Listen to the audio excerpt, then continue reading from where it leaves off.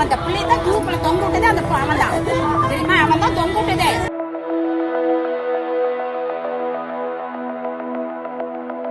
அந்த பையனுக்கு விடாது, அவன் இருக்கவே கூடாது, இருக்கக்கூடாது, இருக்க வேலைக்கு இந்த பிள்ளைக்கு வந்த நிலைமை நாளைக்கு இன்னொரு பிள்ளைக்கு வராது என்ன நிச்சயம்.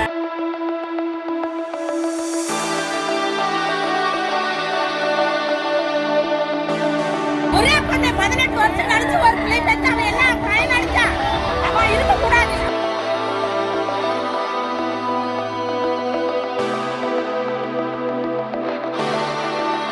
சேலம் அருகே பாலியல் தொல்லையால் சிறுமி தற்கொலை செய்து கொண்ட சம்பவம் பரபரப்பை ஏற்படுத்தியுள்ளது.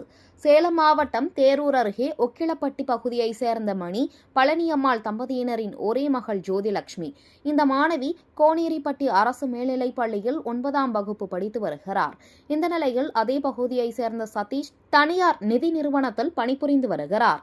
இவருக்கு மனைவி கீர்த்தி மற்றும் 2 மகன்கள் உள்ளனர். இந்த நிலையில் சதீஷ் கடந்த 1 வருடங்களாக சிறுமிக்கு அவ்வப்போது தொந்தரவு கொடுத்ததாக கூறப்படுகிறது. இந்த நிலையில் நேற்று காலை ஒக்கிலப்பட்டியில் சிறுமியின் பெற்றோர் விவசாய வேலைக்கு சென்ற நிலையில் சதீஷ் மாணவி வீட்டிற்கு சென்று பாலியல் தொந்தரவு கொடுத்ததாக கூறப்படுகிறது. இதனை அறிந்த சிறுமியின் உறவினர்கள் சதீஷை தாக்கியுள்ளனர். இதில் அவமானம் அடைந்த மாணவி தூக்கு போட்டு தற்கொலை செய்து கொண்டார்.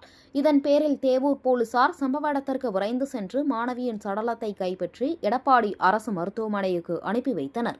மேலும் மாணவி சாவுக்கு காரணமான சதீஷை அப்பகுதி மக்கள் தாக்கியதை அடுத்து சதீஷ் சங்கரகிரி அரசு மருத்துவமனைக்கு சிகிச்சைக்காக சேர்க்கப்பட்டுள்ளார். மேலும் இதுகுறித்து புகாரின் பேரில் தேவூர் சப் இன்ஸ்பெக்டர் சக்திவேல் வழக்கு பதிவு செய்து விசாரணை நடத்தி வருகின்றனர்.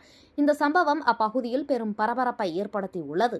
அவளை தூக்கி விட்டுட்டு தான் இவனும் சாவலான்னு இவன் முயற்சி பண்ணனான். அப்பதான் நாங்களாம் சேர்ந்து கதை ஓடிச்சோம்.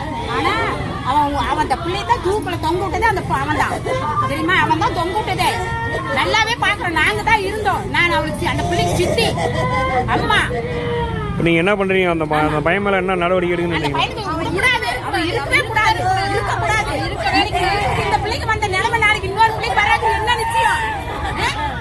அவெல்லாம் இருக்கவே கூடாது.